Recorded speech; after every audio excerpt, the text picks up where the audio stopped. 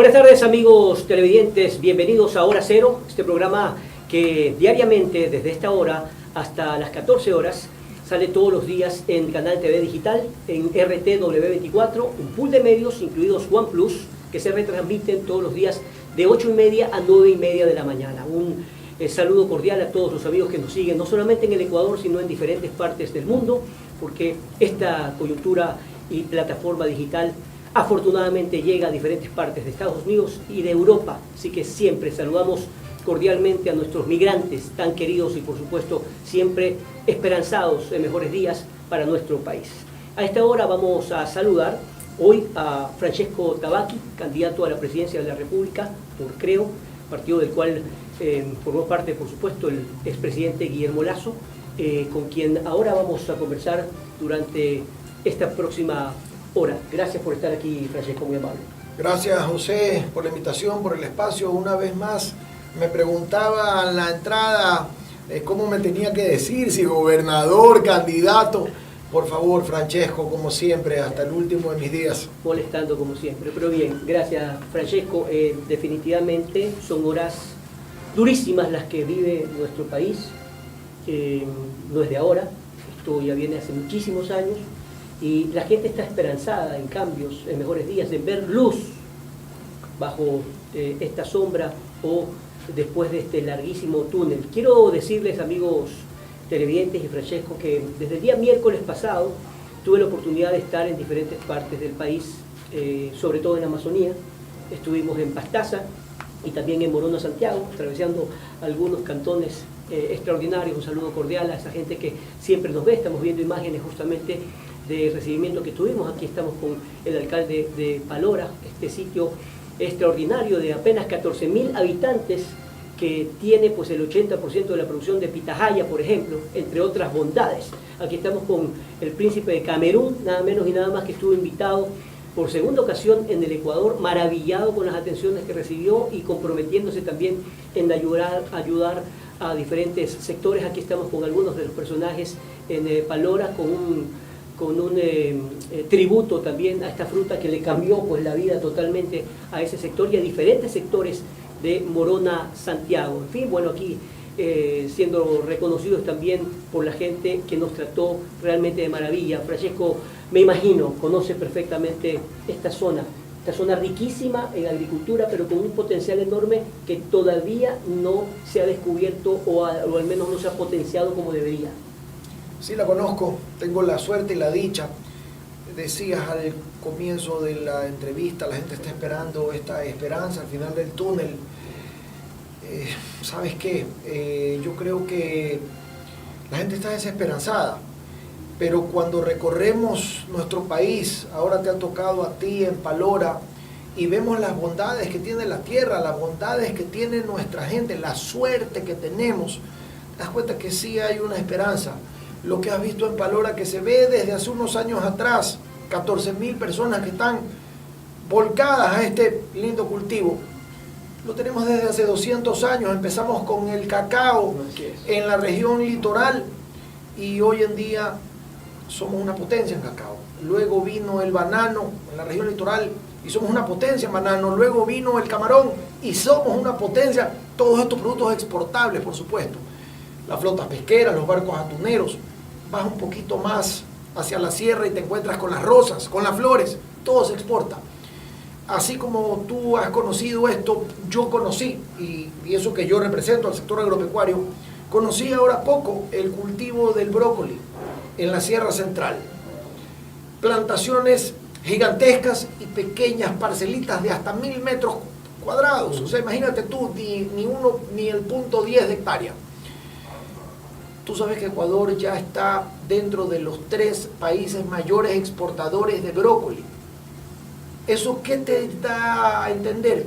De que somos un país productor, que somos un país que sí puede generar empleo a partir de su riqueza. No solo que eso, es la tierra. ya está el aguacate, el arándano, o sea, hay muchísimas cosas por supuesto, que la gente no conoce. Mira, hay las fresas, ahora está la mora sin pepa que está por entrar, el arándano. Ya somos exportadores de arándano.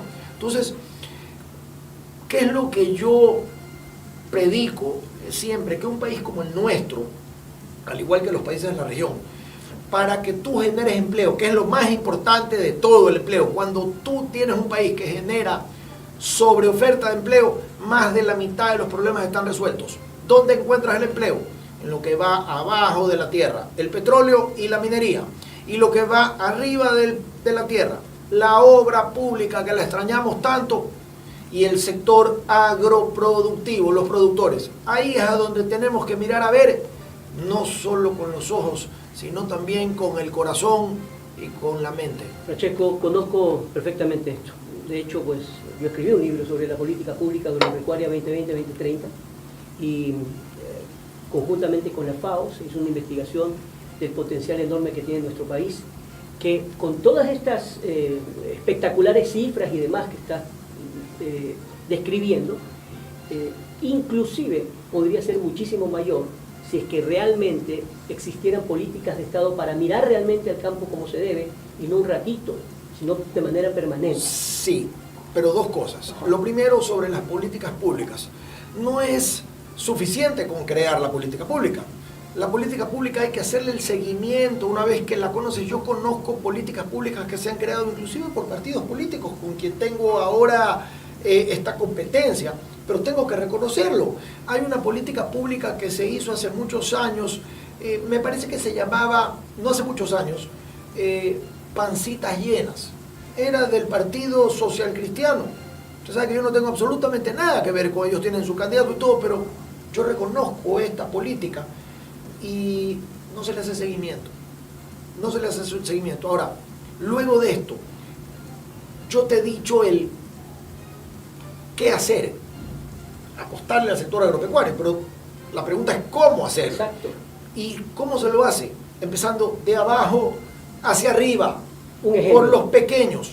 Es que te los voy a dar, pero no se trata solo de ejemplos, ni se trata tampoco de ir a regalar semilla ni ayuda técnica que es bien recibida. Se trata de una transformación agropecuaria, agricultura 4.0. Todos tienen que tener riego, empezando por los más chiquitos. Todos tienen que tener mecanización de suelos y tecnología. No, debería haber un censo. Lo hay, el censo lo hay, pero ahora, te lo voy a desmenuzar porque es fácil decirlo, pero no explicarlo. Si no lo explicas bien, la gente puede que no lo comprenda porque no todos somos agricultores. Cuando tú entras a trabajar con los más chiquitos, no solo generas empleo, no solo los haces exportar, pero cuando entras a trabajar bien, tú haces que sus costos se reduzcan. ¿Y qué ganas cuando los costos son bajos? Siempre hay que pensar en los costos. Primero te olvidas de la famosísima frase o el famosísimo concepto del precio de sustentación, a los que todos los pobres agricultores apelan, al precio de sustentación. Yo no creo en el precio de sustentación, yo creo en los costos. Cuando un pequeño productor, mediano o grande también, tiene bajos costos, primero es más eficiente, segundo le cuesta más barato y gana más plata, y por último, quienes le consumen el producto, lo consumen más barato, les cuesta menos, entonces venden más. Sí, pero ahí el problema, por ejemplo, para hablar un poco de manera puntual, está en los intermediarios, que son justamente los que se llevan. También los hemos satanizado. Unos dicen, no hay que satanizarlos, son un mal necesario. Especialmente en las zonas de la sierra, que aparece el piquero, que es el que compra la leche. Los intermediarios por lo general no son malos, son necesarios en la cadena. No, nadie dice que son malos, no, pero que deberían ser regulados. A ver, yo te explico algo. Vamos al tema de la leche, que es un tema durísimo. El Ecuador produce 5 millones de litros de leche al día y consume 4 millones y medio. Sobra leche. Aparece el intermediario, por decirte, no hay una industria en la zona de la Sierra Central, en la zona de Tungurahua o en la zona de Riobamba. Están los pequeños lecheros. Entonces, el intermediario es necesario porque va y les compra. El precio de la leche, el precio de sustentación es de 50 centavos. Pero el intermediario es el que tiene los tanqueros, es el que tiene los frigoríficos, es el que tiene los congeladores, es el que tiene los generadores. Él vaya, copia, le compra la leche más barata al resto y luego se la vende a la industria. En el momento en el que tú quitas al intermediario, porque no tienes cómo recopilar la producción de todos, ellos no tienen cómo exportar, cómo venderla. Y lo que me preocupa más todavía, José, es que cuando tú tienes más de lo que consumes, ¿ya? Tarde o temprano, con intermediario, con precio alto o bajo, va a aparecer el intermediario de la industria y va a decir, ¿sabes qué, señor productor? No tengo cómo comprarle su producto porque no tengo a dónde llevármelo. Hay demasiado.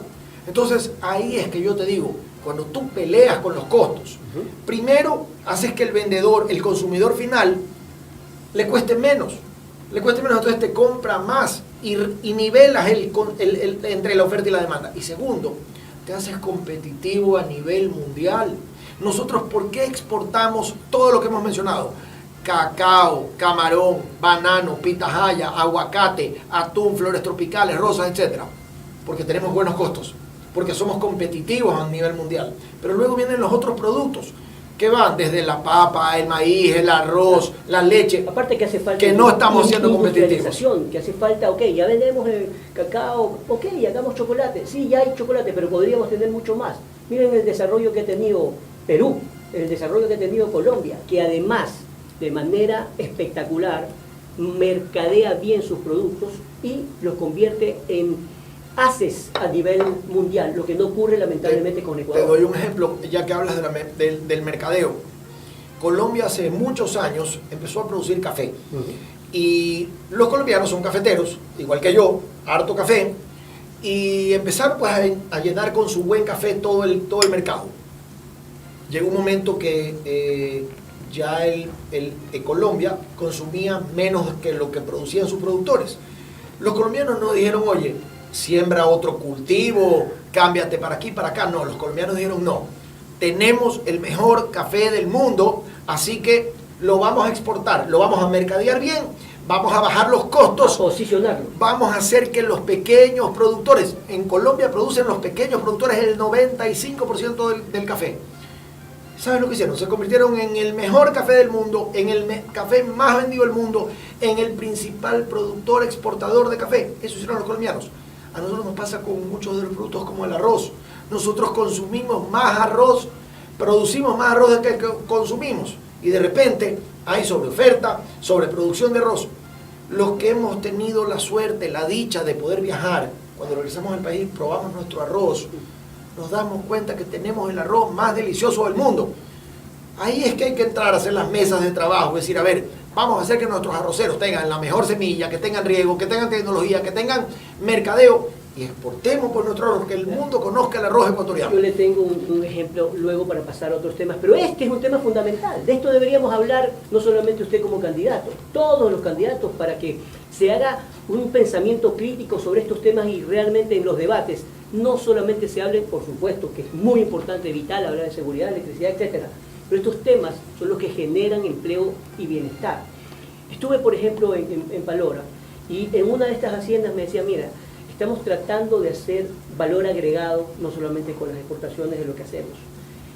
Por ejemplo, preparamos un vino de pitahaya, ¿ya? Vino de pitahaya.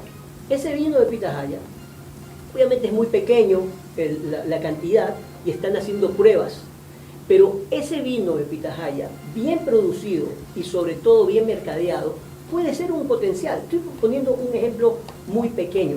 Lamentablemente, ¿qué es lo que pasa? Los grandes pueden hacerlo porque tienen más posibilidades económicas, digamos, pero los pequeños que tienen buenas ideas, etcétera, no encuentran el... Te cuento una historia. Ajá. Yo estuve en la provincia de Los Ríos, en Ventanas, y estuve en una plantación de cacao, pero más que plantación, ellos tenían ahí sus secadoras, sus tendales, su máquina de gas que secaba el cacao, y ellos están exportando el cacao, lo hacen chocolate.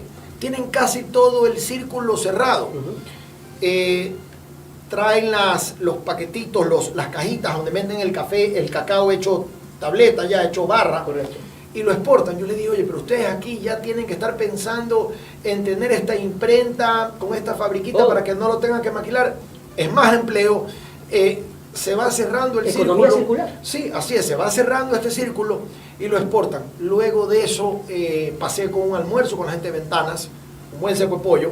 Me tomé una foto con un periquito, con un periquito en una casa que vi unos pericotes realmente. ¿Sí sabes qué fue lo primero que recibí? Las llamadas del Ministerio de Medio Ambiente que por qué salía en una foto con un perico que estaba en esa pendejada estamos pensando, y no en el empleo, no en la producción, no en que nuestra gente tenga trabajo. Estamos pensando en coartarle los derechos a nuestra gente pobre, trabajadora, creativa, resiliente. Igual ahora que hablemos de la minería nos pasa. Sí. Estamos dejando que la minería esté en manos de los ilegales, en lugar de estar en manos de los en estos sectores, en Maca, en todo ese Sí, sector. por supuesto. Justamente nos decían que la minería ilegal está terminando con mucho del mercado potencial que tienen estos sectores. Bien, hemos hablado de agricultura. Usted dentro de los ejes habla de otro de los temas que a mí me interesa muchísimo, que es la educación, que tiene que ser transformada. Se ha hecho, yo no digo que no se ha hecho, yo creo que todos los gobiernos de una u otra forma algo han hecho, pero nada es suficiente para no ser peyorativo con nadie, porque tratamos de construir, y yo siempre hablo de políticas públicas, pero hay mucho todavía por hacer. ¿Sabe usted?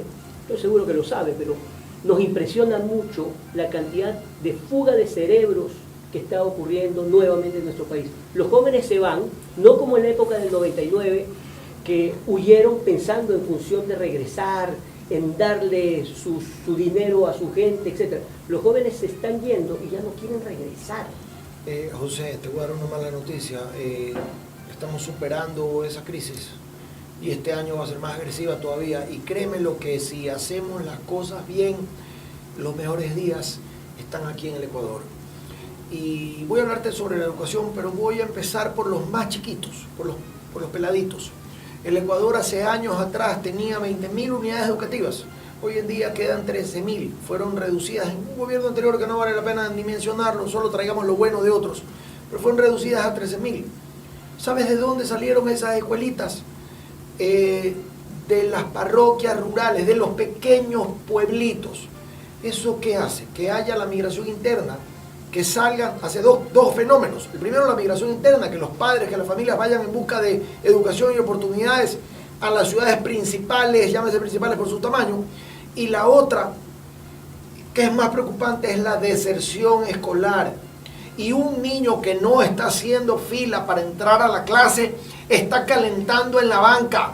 Está calentando en la banca de los grupos de delincuencia organizada. Nada así de duro, así de radical. Así es. El niño que no va a la escuela es un niño que tiene muy altas probabilidades de hacerse delincuente. Y la mejor manera de eliminar la delincuencia es antes de que nazca, con la educación y con las oportunidades. Ahora bien, siempre que escucho hablar de estos temas, me pregunto, ¿por qué muchos de los que han llegado al solio presidencial se encuentran con una realidad diferente? Dicen, quisimos, pero no pudimos. ¿De dónde? ¿Cuál es la...? Primero, porque no conocen.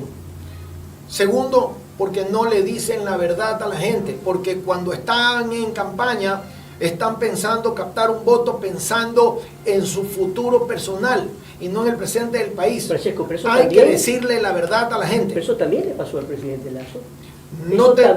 Mira, le pasó a los gobiernos que han sido sí, ejecutivos de primera. Le puede haber pasado a todos. Ajá. Le puede haber pasado a todos. Y al final del día, la realidad te educa.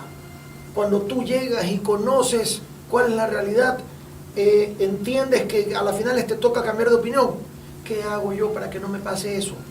Permanentemente converso con la gente y escucho y aprendo, para que cuando yo sea presidente de la República le pueda cambiar la vida a la gente, empezando por devolverle el poder a la ciudadanía, devolverle el poder a la gente. Y eso es conociendo las realidades, saber que tienes que llegar y qué es lo que tienes que hacer con los pesqueros y los pequeños pesqueros, con los intermediarios, con los transportistas, con los productores, con los emprendedores, con las madres, con las mujeres, con las madres solteras, por Dios. Francesco, permítame decirle que vayamos un poco más allá. Cuando hablaba, por ejemplo, dándole justamente el ejemplo de lo que le pasó a Guillermo Lasso, es porque, y lo mismo creo que le está pasando a este presidente, los gobiernos o los ejecutivos no pueden trabajar solos. Los gobiernos tienen que trabajar en conjunto, tienen que trabajar con la asamblea, con todos los poderes. Tienen que trabajar en conjunto en políticas públicas. Si un presidente cree que puede solo, definitivamente se encuentra con una realidad terrible. ¿Cómo lograr una concertación? La gente dice, oye, pero ese tema ya está trillado, justamente porque no se lo ha puesto nunca, es porque estamos así. Te entiendo. Yo fui gobernador del Guayas en la época más jodida de todas. Habían 70 muertes a la semana. Yo hacía los operativos. Yo desayunaba con los generales, almorzaba con la tropa y en la noche estaba con los operativos. ¿Sabes lo que yo hice cuando me senté a hacer la gobernación? Lo que sabía que no tenía que hacer. No más discursos de odio y de división. Llamé a los 25 alcaldes de la provincia más grande y que más cantones tienen. Les dije, mire señores, todos ustedes son de distintos partidos políticos. A mí no me importa. Vamos a trabajar en conjunto. Queremos sacar adelante a la provincia. Tenemos que pasar de 8.000 uniformados a 14.000. Yo los voy a traer a los policías. Pero ustedes me van a dar un hospedaje digno y cómodo para que la policía pueda vivir. Lo hicimos. Casi duplicamos la policía a través de la unidad. Esa es la unidad de la que podemos hablar. Pero conversaciones así también. Unidad también entre el presidente y los otros poderes del Estado.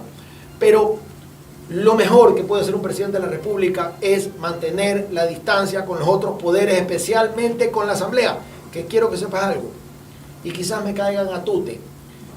El presidente de la República no representa el primer poder del Estado. El primer poder del Estado es la Asamblea. Y el presidente tiene que estar distante. Y cuando la Asamblea no quiere hacer lo que el presidente pide por orden del pueblo, porque eso es lo que quiere el pueblo, para eso están ustedes. Para eso está el gremio de la comunicación y la prensa, para exponerlos. Y decir, esto no está pasando. Y yo voy a pasar leyes, empezando por la ley número 1, que es una ley muy fuerte, muy dura. ¿Qué consiste? Cadena perpetua para los asesinos, los violadores, los vacunadores y para los jueces y fiscales corruptos. Eso tiene que ir a la Asamblea. Eso tiene que ir a la Asamblea y por lo tanto tiene que conversar con todos. Les tengo un ejemplo. Ahora que estuve en Pastaza, por ejemplo, me decía el prefecto, Andrés Andrade, que Molina, perdón, que él no formó parte de los grandes partidos políticos. Joven de 34 años. Formó su propio movimiento. Se alió con algunos y ganó. Él dice, a ver, aquí ya no importan los partidos políticos, ya casi ni la ideología, porque los que han estado en la izquierda ahora están en la derecha y viceversa. Lo que queremos es salir adelante, sacar adelante. Entonces, esta concertación de la que hablo no es solamente de los grandes líderes de este país, sino de recorrer con todos. Totalmente de acuerdo, comparto esa apreciación y la predico. Y no solo con las autoridades de turno, también con las anteriores, con el pasado. Hay que mirar a ver lo bueno que está haciendo este gobierno en este corto periodo, lo bueno que hizo el expresidente Lasso, lo bueno que hizo el expresidente Moreno, lo bueno que hizo el presidente... No necesito sentarme porque sé perfectamente lo bueno que hicieron y eso es lo que hay que traer. Lo malo, ni siquiera tratar de corregirlo, dejarlo ahí. Francesco, estamos en guerra. Sí, estamos en guerra. Pero dígame una cosa, ¿usted cree que yo necesito sentarme con el presidente Noboa para saber que él mandó a la Asamblea la ley para que la empresa privada y la inversión extranjera puedan invertir en el Estado en energía? La aplaudo también que la Asamblea lo aprobó. ¿Usted cree que necesito sentarme con el presidente Lasso para saber que hay una lucha incansable contra la desnutrición infantil? Y aplaudir que les quitaron la ley Mordaza. Y también con los indígenas, con ISA, y también con el expresidente Correa. Mire lo que hizo el presidente Correa. No extrañamos la obra pública, de lo que hablamos, de que se necesita no solo por el bienestar, sino por el empleo. Desde que se acabó la obra pública, este país entró en la debacle. Y eso lo aplaudo. Sin corrupción, sin sobreprecios. Y a quienes me escuchan, a los seguidores de RC del movimiento, les doy la noticia de que la candidata González no es Rafael Correa. Y que ahora nos van a tener que conocer a todos y saber cómo le vamos a resolver los problemas a la gente. Pero parte de resolverle los problemas a la gente es reconocer lo bueno que han hecho los otros y traerlo. Y ojo con algo. Hay un pilo de candidatos, una saca llena de candidatos, donde estoy yo también, como decimos en el campo. Yo voy a escucharlos a todos, porque seguramente tienen buenas propuestas que las vamos a tener que implementar. Hay que traerlos buenos porque estamos, como usted dice, en guerra. Por supuesto, a eso me refiero. Y lo que usted está diciendo, yo lo simplifico en una palabra, que es concertación. Concertar significa tomar lo bueno de cada uno de los movimientos de izquierda, derecha, etcétera, y decir, vean señores, vamos a trabajar en conjunto. Aquí lo que más necesitamos son manos. Ahora, una cosa es decirlo y otra es hacerlo, pero como estamos en guerra, deberíamos estar unidos. Yo siempre pondero que aquí cuando estuvimos en tiempo de pandemia, no se murió más gente porque todos nos pusimos de acuerdo, todos, nadie se quería morir, más gente, y entonces decidieron unirse para que la vacunación sea un éxito. El problema es que nos quedamos solamente con eso. Mire, yo cuando era gobernador del Guayas, por primera vez en la historia, se juntaron los 25 alcaldes de la provincia y el gobierno, a través mío. Sí recuerda, yo me sentaba con el actual alcalde aquí en Las Álvarez y la actual prefecta Marcela Aguiñaga, y decían que yo era el intermediario entre el correísmo y el gobierno. También me sentaba con el alcalde de San Borondón y el alcalde de Daule, socialcristianos, y me iba hasta General Villamila, donde está un alcalde de Pachacutic, a Balsar, un alcalde de Pachacutic, a Marcelino Maridueña y Simón Bolívar, alcaldes RC. Esa es la concertación que se habla, y decir vamos a trabajar en equipo, pero no pactos. No. Claro, ¿por qué tiene que haber no pactos debajo de la mesa? Es que escúcheme, yo voy a presentar la ley 001, cadena perpetua, asesinos, violadores, vacunadores y jueces y fiscales corruptos. Lo único que tiene que hacer en la asamblea es decir sí o no. Eso es lo que quiere la gente. Y si dicen que no, yo no tengo ningún empacho en seguir haciendo lo que dice el pueblo. El pueblo quiere que la asamblea se vaya a su casa. El pueblo quiere que el defensor del pueblo se vaya a su casa y que también ese consejo de participación ciudadana que anda todo amodorreado, se vayan a su casa. Estamos a un piquitín, a una cola de camarón, que la gente diga váyanse todos a su casa y aquí haya un estallido social. Esta olla de presión no aguanta más. Candidato Francesco Tabaqui, antes de irnos a la pausa comercial, sí, es indudable que resulta muy importante escuchar todo esto, porque yo creo que se va a generar ese pensamiento crítico para que el otro candidato también diga yo estoy de acuerdo con esto, y probablemente sentarse. ¿Sabe qué sería lo importante? Cosas que se hicieron en Chile antes de la concertación y en Colombia antes de la firma de la paz con la FARC, que fue devaluado, criticado y todo lo que sea, pero hubo un proceso enorme donde inclusive el propio Papa Francisco intervino, y era el que las universidades, la academia, los llame. Es decir, acá todo el mundo está esperanzado en escucharlos en un debate. Deberíamos debatir permanentemente los candidatos a la vicepresidencia, los asambleístas, etc. Solamente un debate, debates por todo lado.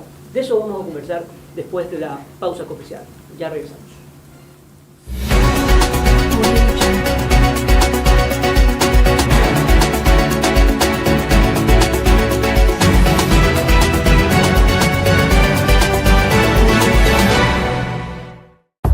Aquí iniciamos el espacio publicitario. Aquí iniciamos el espacio publicitario.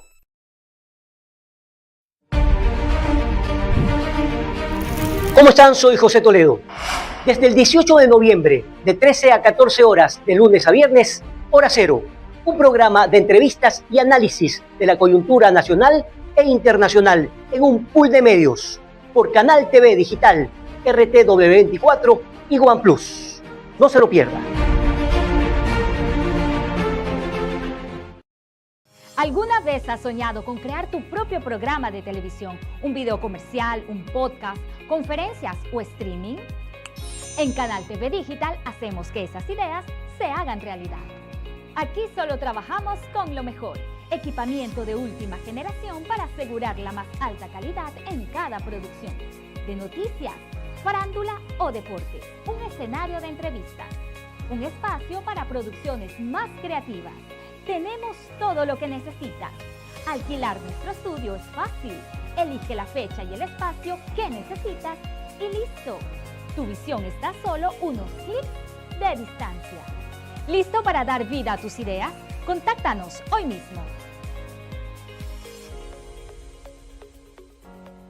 Todos los ecuatorianos estamos en busca de una solución al problema de la inseguridad.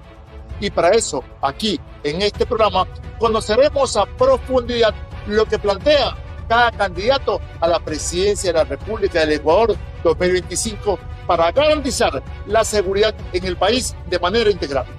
Porque los ciudadanos exigen estar bien informados. Soy John Garecoa y estoy aquí para presentarles el programa Los Presidenciables y la Seguridad de cara a las elecciones 2025. todos los domingos a las 21 horas por el canal TV Digital.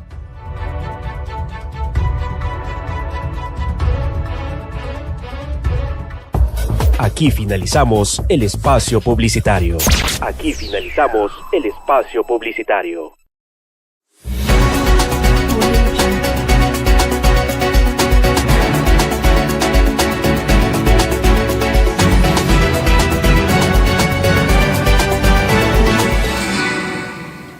Bien, continuamos con más de Hora Cero por Canal TV Digital, RTW24 y OnePlus en Canal 14 por TV Cable, por Claro también y por CNT. Muchísima cobertura a nivel nacional y por supuesto en las diferentes plataformas que nos siguen en Estados Unidos y también en Europa. Conversando con Francesco Tabacchi. En la segunda parte de esta entrevista, es indiscutible que la inseguridad golpea y nos preocupa a todos porque da miedo. Ahora que estaba en este recorrido por Sierra Centro y Amazonía, las noticias que tienen de Guayaquil son realmente terribles, hasta el punto que esa gente dice, mira, a mí me encantaba Guayaquil, yo ya no voy. ¿Pero por qué? Porque siento que voy y ya nos van a robar. Es decir, que en este momento ya estamos aquí con una etiqueta brutal. Si eso pensamos aquí adentro, ¿qué será afuera? Entonces, en este gran combate a la delincuencia, en donde también hay que hablar de cómo reconstruir el tejido social, ¿cómo lo haría? ¿O cómo lo piensa hacer? Y cuando caminas por esas calles, todas estas ciudades que mencionas en la Sierra Central, hay algo de inseguridad, pero los números son mínimos todavía, y regresas acá a Guayaquil y te das cuenta que ya no puedes caminar en las calles. Te das cuenta, sientes el shock enseguida, ¿no? ¿Sabes cuál es el problema, José? Que los ecuatorianos, como somos resilientes, somos trabajadores, somos aguantones, normalizamos todos los problemas, nos acostumbramos y los normalizamos. Normalizamos que nuestros chicos no puedan ir a las universidades porque no hay cupos, o que se gradúen y terminen ellos o sus padres endeudados por más de que hay universidades públicas. Normalizamos de que no tengan trabajo porque necesitan 2 años de experiencia. No sabemos qué viene primero, si el huevo o la gallina. Normalizamos la inseguridad, normalizamos que los delincuentes salgan de las cárceles al día siguiente. Ahora hemos normalizado la falta de energía. Por eso es que cuando hablamos de migración, vemos que a nuestros hermanos, a quienes también les mando un saludo, si nos escuchan a estas alturas del programa, quiere decir que se han enganchado, les va bien, a la mayoría les va bien. ¿Sabe por qué? Porque los ecuatorianos estamos acostumbrados, estamos enseñados, como dice el campo, a vivir en el caos. Vivimos en el caos. Entonces, cuando nos vamos a otro lugar, a otro país, todo cambia, todo es distinto y sobresalimos. Y eso no puede ser, nuevamente, si hacemos las cosas de manera correcta. Los mejores días están aquí. ¿Cómo hacerlas de manera correcta? Con el equilibrio. La gente quiere bala, quiere que la policía ande armada y use sus armas para defender a los inocentes, pero también quieren oportunidades. También quieren que lleguen los libros a las unidades educativas y quieren que lleguen las medicinas a los hospitales. Entonces, la mejor manera de hacerlo es con una mano dura y con una mano inteligente. Y vamos a la mano dura y de una vez nos metemos de lleno en la seguridad. En esa clave, están justamente el poder trabajar con los 221 alcaldes que tiene este país. Los alcaldes son claves, porque son los que trabajan permanentemente con las comunidades y por supuesto los prefectos también.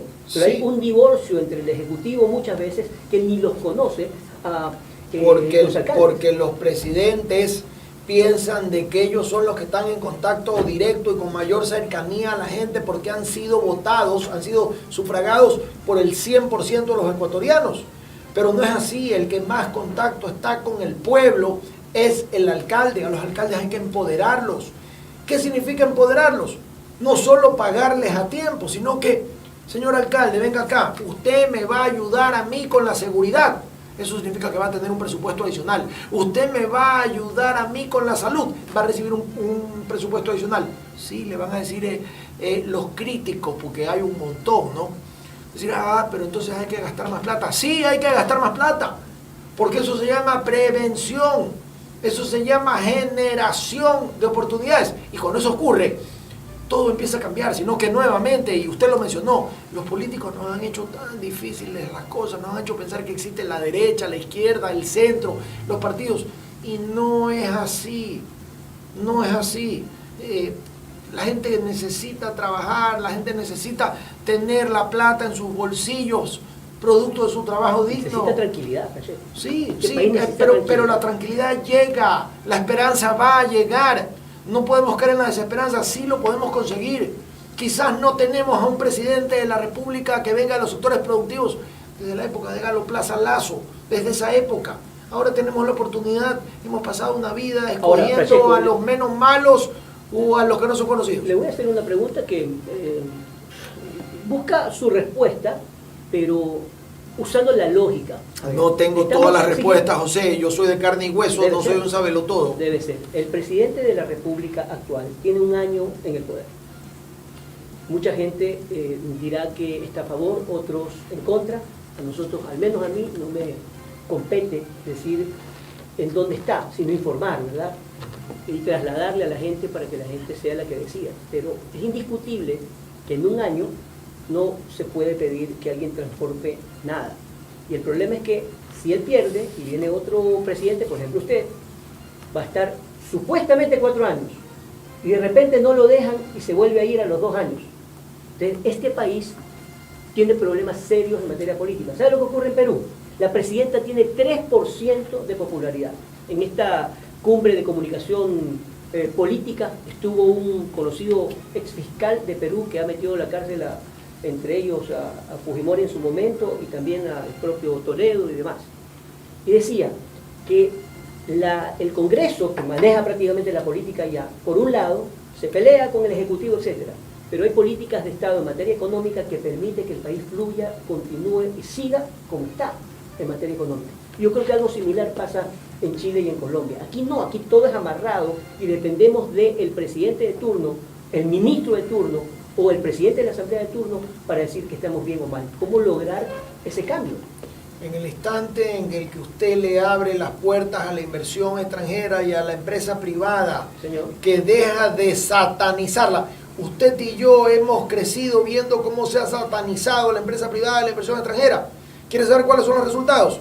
El petróleo lo maneja el Estado. Ya nos están diciendo que no hay petróleo. Sí hay petróleo. Aquí abajo hay 200.000 millones de dólares. La minería, mire usted lo que está pasando en manos de los ilegales. El sector energético, ¿quién lo maneja? El Estado. Mire cómo estamos. Para muestra una carretera concesionada, ahí donde usted ha estado. Carreteras de 6 carriles, 3 de un lado y 3 del otro, manejadas por concesiones. Las carreteras que están en manos del Estado ya mismo desaparecen. ¿Qué haría entonces usted? Abrirle ¿Continuaría? las puertas a la empresa privada, a la inversión extranjera, ya, urgente, en la energía, en el petróleo, en la minería, en todo lo que se pueda. Sí, por supuesto. El Estado tiene que regular, el Estado tiene que fiscalizar, que controlar, que acordar los precios, porque tampoco es que estamos en una tierra de nadie, pero eso es lo que tiene que hacer el Estado. No le podemos vivir a un Estado que tiene 500.000 burócratas, que no va a poder contra la corrupción. De una vez lo digo, a mí si me preguntan qué vas a hacer con la corrupción, le voy a meter mano dura, con todo. Pero donde yo les digo que voy a eliminar la corrupción al 100%, no voten por mí. No estoy para mentir. No, es imposible. Pero si ya tiene todos estos peros y encima está chiro, no tiene plata, señor, dejen que lo haga el que puede, que ya están aquí. Ya la Le gente voy a quiere contar una invertir. cosa chistosa. Las propias comunidades que viven en el Yasuní, ellas quieren que siga explotándose el petróleo en el bloque 15. ¿Por qué? Porque viven de las regalías justamente de ese petróleo a través de las petroleras. Digamos que en esta parte de aquí yo discrepo porque ya la gente dijo que no en la consulta popular. Dijeron, no tocamos el ITT. Pero existen otros 500 pozos petroleros a donde hay que invertir 5 millones de dólares por pozo. Son 2.500 millones de dólares. ¿Y el medio ambiente? ¿Y los Están Estados Unidos y todo lo que se va a escúcheme, poner? estos 500 pozos son los que tenemos actualmente legalmente constituidos, trabajándose por Petroecuador. Hay que invertir 2.500 millones de dólares. ¿Sí sabe por qué no se los repotencian y no se los reconstruyen? Porque no hay la plata. Pero Ni la seguridad jurídica. pero ya está aquí la inversión extranjera, ya están aquí las empresas. Ábranles la puerta, ¿Cómo déjenlos convencerlos? trabajar. ¿Cómo los convence? con incentivos, decirle, a ver señor, aquí yo le voy a firmar un contrato para que todos ustedes en los próximos 10 años saquen 200.000 millones de dólares, 200.000 millones de abajo de la tierra, en los que están legalmente constituidos. Suficiente, vamos a tener suficientes ingresos. Un poquito más allá, la minería de la que hemos hablado, donde usted ha estado, y en algunas provincias. Tenemos 2 chullas concesiones mineras. Han ingresado al Ecuador en el último año 300 millones de dólares. La misma roca, la misma veta que llega hasta Perú y casi hasta Chile, hay 60 concesiones mineras en Perú. En lugar de 2, hay 60. Ellos, en lugar de haber ingresado 300 millones de dólares, han ingresado 30.000 millones de dólares. 30.000 millones. Usted me va a decir que no necesitamos aquí 30.000 millones de dólares al año que lleguen producto de la minería legal. ¿Cómo lo hacemos? Ya, ¿sabe qué hemos hecho? Hemos dejado que se sienten los ilegales en esa silla. Y le voy a decir la verdad, lo mismo hemos hecho en esta silla. Estamos dejando que los políticos vengan y se sienten aquí, los corruptos, los malos, los que no sirven, en lugar de traer a la gente buena. Y por eso llego yo, porque siento esa responsabilidad de devolverle este poder a la gente, a los normales, a los que trabajan, a los que camellan, a los que llegan todas las noches a sus casas rendidos, y no precisamente del cansancio de trabajar, sino por la falta de oportunidades y de equidad. Y a cambio de eso me siento, y hoy día he tenido suerte porque la mitad de las entrevistas es a preguntarme sobre mi inclinación política o sobre el partido al cual o el movimiento al cual represento. Y ya no estamos para eso, ahora estamos para venir y decirle aquí a la gente, mirándola a los ojos, la verdad. ¿Cómo le vamos a resolver sus problemas y cómo vamos a sacar este país adelante? Francesco, así como un ejecutivo no puede trabajar solo sin la asamblea, etcétera, tampoco puede funcionar sin equipo.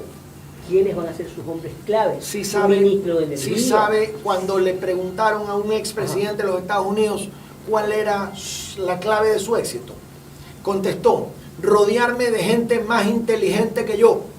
Eso es lo que tengo que hacer, rodearme con gente más inteligente que yo y dejar el ego en el parqueo. Y ya tiene listado clarísimo.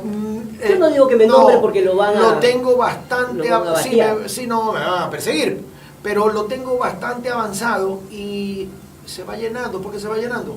Porque sigo recorriendo el país y encontrándome con gente maravillosa que ama al Ecuador, que no baja los brazos, que se da por resentido cuando le dicen que el Ecuador no es un buen país. Y dice, yo amo a mi país. ¿Cómo romper? Y ahí voy a llamar a otro expresidente que usted lo conoció, León Febres Cordero. ¿Sí sabe lo que hizo León Febres Cordero? Le tocó la puerta a las multinacionales, a las internacionales, y le dijo, quiero los mejores nombres, hombres y mujeres. Y los llevó a ser parte de su gabinete. Eso es lo que hizo el presidente Febres Cordero cuando fue alcalde, además. Bueno, eso es lo que hay que hacer. Paró el municipio. ¿Por qué me voy a dar el lujo de no tener como ministro o en el ministerio al representante de la Caterpillar, que está aquí en el Ecuador? ¿Por qué no lo voy a tener en el Ministerio de Energía a un tipo de ese bagaje? Lo van a tener que subsidiar, va a tener que darle una licencia con sueldo. Claro, porque bueno, es que de eso se trata. De que estamos en guerra, de que este país es de todos, no es de unos cuantos. Este país es de los que tienen y de los que no tienen también. Y hay que salir a mojarse el poncho. Por eso estoy yo aquí, por eso es que todos los días de mi vida le tengo que contestar a mi mamá, a mi papá, a mi familia, el por qué estoy aquí. Francesco, ¿usted tiene miedo? No, y eso es un gran problema que tengo, que yo no tengo miedo. Es un gran problema, lo reconozco. Ojalá que mi esposa no esté mirando esa entrevista ni mi mamá, porque me van a mandar a la punta de un cuerno. Es que es evidente que lo que está ocurriendo es terrible, pero efectivamente el único miedo debería ser no continuar hacia adelante en este país, apagar todo cuando lo que queda para pagar y encerrarse. Más bien es cuando ahora tenemos que salir a trabajar y a romper con todos los problemas que cada uno tiene. Todos tenemos nuestros problemas terribles, cada uno peores que otro. Y todos cometemos errores, pero lo importante es cada vez cometer menos y seguir caminando para adelante. Así somos los ecuatorianos. Nos caemos del caballo, nos sacudimos y nos volvemos a subir. Eso es lo que tenemos que hacer ahora. Y estamos a tiempo, como usted dice. Estamos a tiempo. Las cosas se pueden poner peor, sí se pueden poner peor. pero también se pueden poner mejor. El ministro de Turismo de Guillermo Lasso continuó en este gobierno y ahora es candidato a la Asamblea. Ahí yo creo que hubo un seguimiento muy importante porque las cosas buenas hay que destacarlas, no solamente hay que criticar, pero tiene que haber una política. Lo conozco de al Estado ministro con respecto... bastante bien, al ministro Olsen, y le mando saludos. Bueno, Mire, creo que además fue un error que haya salido del ministerio, pero bueno, no, sí, así es, decisión. él es decisión de su carrera. En todo caso, pero ¿cómo? ¿sabe qué? Vamos a hablar de turismo. Usted sabe, y nuevamente me voy a la inversión extranjera. Muchos se preocupan de que el turismo sean carreteras, que sean hoteles, que sean hostales, que hayan baños, que hayan playas y calles limpias, que haya seguridad. Por supuesto, eso es el turismo. Pero el turismo entra a un país en el mismo furgón, en la misma camioneta, cuando entra la inversión extranjera. Cuando un país de otro país viene y confía en nuestro país y dice voy a invertir en el Ecuador, en ese mismo vuelo tiene que haber llega incentivos. ahí mismo llega el turismo, llega solito. ¿Qué incentivos, por ejemplo? ¿Usted cree que si Estados Unidos llega a invertir en el Ecuador, tanto hablamos de Estados Unidos, o llega a Canadá, o llega a Alemania, o llega a Francia, no llegan los turistas de allá, no llega el turismo, llega la inversión del turismo? Eso hay que hacerlo, hay que abrirle las puertas a la inversión extranjera urgente. Ese trabajo fue importante, pero les digo, en estas provincias, en todo lo que tiene que ver la Amazonía, oiga, qué crueldad. Hay unas cosas espectaculares, maravillosas, con muy buenos precios además, pero no son conocidos a nivel nacional. Creo que son más conocidos afuera que adentro. Entonces tiene que haber una verdadera revolución turística nacional también, para que esa marca país sea conocida aquí y A mí me afuera. da gusto cuando me encuentro con personas como usted que vienen reciencitas llegando. No, yo viajo siempre, mi programa se llama Descubriendo Ecuador. Pero así que ahorita viajo por todo sí, el sí, país. es verdad, pero lo tiene calientito, o sea, pero lo utilizo a usted como patrón, ¿no? Digamos, que digo, des en cuenta las maravillas que tenemos aquí. Oiga, hagamos no una solo, encuesta y la gente no conoce Yasuní. oiga, conoce escúcheme, Miami. no Yasuní. solo las gastronómicas, no solo las culturales, nuestra gente. Yo estuve ahora en la Mama Negra, en la Tacunga, siempre había oído de la Mama Negra y conozco bastante la narrativa, pero estuve en la fiesta de la Mama Negra y más allá de ser un acto cívico, debe ser el acto cultural más grande del Ecuador. Aquí tenemos el 9 de octubre, pero eso es una sesión solemne y es maravilloso, sale todo. Y cada pueblo tiene una mama. Pero aquí la Mama Negra, oiga, todo el mundo se vuelca y la elección del personaje que representa la Mama Negra tiene más importancia que el mismísimo alcalde. Así de eso es el Ecuador, son nuestras culturas, nuestras costumbres, nuestros chagras, nuestros toreros, nuestros galleros, nuestros rodeos montubios, esos somos. Y en el momento en que enseñamos eso, eso es el turismo. Turismo, cultura Ese es e el historia. turismo. Ahora, está claro que si no hay seguridad y si no hay economía, las cosas no se van a engranar. Pero sí lo podemos hacer, sí se puede, hay que tener optimismo y esperanza. Francesco Tabaqui me dijo que se iba a quedar 15 minutos en la entrevista. Van 50. Ya se cumplieron. Estamos cumpliendo el Es programa. que me está atendiendo bien con el café. No, lo que pasa es que hay que hablar de estos temas que también son disruptivos, no solamente de lo mismo, o solamente buscarle la quinta pata a los gobiernos, etcétera. Tenemos que construir. Señores, el gran mensaje, o el único mensaje, es ponernos a trabajar en conjunto y dejar el odio a un lado. Vean, las redes sociales están, pero atestadas de odio, ¿verdad? De ataques de uno y otro bando. En este momento lo que necesitamos es tranquilidad, y para poder tener tranquilidad hay que sentarse con todos. Sí, por supuesto. Hay que hacerlo y hay que sumar lo bueno de todos. Y el que no esté dispuesto a hacerlo tiene que dar un paso acostado. Y si no lo da, va a ser la ciudadanía la que se va a encargar tarde o temprano, y más temprano que tarde. Gracias a Francesco Tabaqui, candidato a la presidencia de la República por el movimiento Creo, con quien hemos conversado alrededor de 52 minutos. Gracias por su tiempo y por supuesto haremos el seguimiento respectivo a esta campaña y a todas. Que estén muy bien. Gracias. Gracias, Muy amable. Máximo.